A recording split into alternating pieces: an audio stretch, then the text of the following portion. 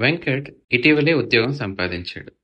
తన సహోద్యోగులతో సామాజిక సమావేశాల్లో అతను మద్యం సేవించడం మరియు సిగరెట్లు తాగడం ప్రారంభించాడు. పార్టీలలో అప్పుడప్పుడు చేసే అలవాటు తోడు లేకపోయినా క్రమంగా వ్యసనంగా మారింది. ఒకరోజు వెంకట్ వారం రోజులు సెలవు తీసుకుని ఇంటికి వచ్చాడు.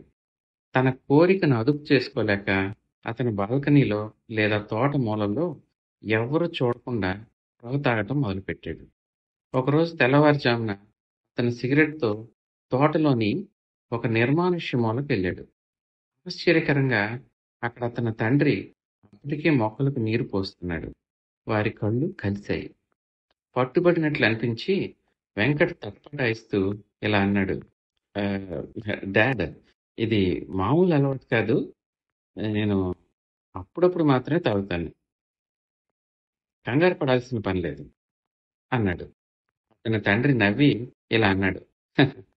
"నా ప్రియమైన కుమారుడా, ఇటు చూడు. నేను ఈ చిన్న కొబ్బరి మొక్కను ఇప్పుడే నాటాను. దాని పక్కనున్నది 6 నెలల క్రితం నాటబడింది. మరి అదిగో అక్కడ చూడు, కనిపిస్తుంది కదా, అది సంవత్సరం క్రితం నాటబడింది. ఇప్పుడు చెప్పు, వీటిలో దేన్ని పెకిలించడం సులభం?" వెంకట్ బదులిచ్చాడు. "ఖచ్చితంగా చిన్నదే. పెద్దవాటికి బలమైన వేర్లుంటాయి కదా, వాటిని సులభంగా పెకిలించలేము" అన్నాడు. అతని తండ్రి మెల్లగా తల వంకించి ఇలా అన్నాడు. "సరిగ్గా అలవాట్లు కూడా అలాగే పనిచేస్తాయి. ఒక చెడు అలవాటును నువ్వు ముందుగానే ఆపేస్తే అది సులభం.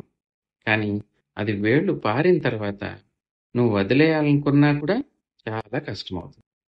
ఎంపిక నీది, ఆరోగ్యం నీది. నువ్వు అనారోగ్యానికి గురైనప్పుడు నీ సహోద్యోగులు ఎవ్వరూ నీతో ఉండరు." వెంకట ఆలోచిస్తూ చేతిలోని సిగరెట్‌ని చూశాడు. తర్వాత దాన్ని నలిపి పారేశాడు. "నేను ఈ అలవాటుని ఇప్పుడే పెకిలిస్తాను డాడ్" అని దృఢ నిశ్చయంతో అన్నాడు.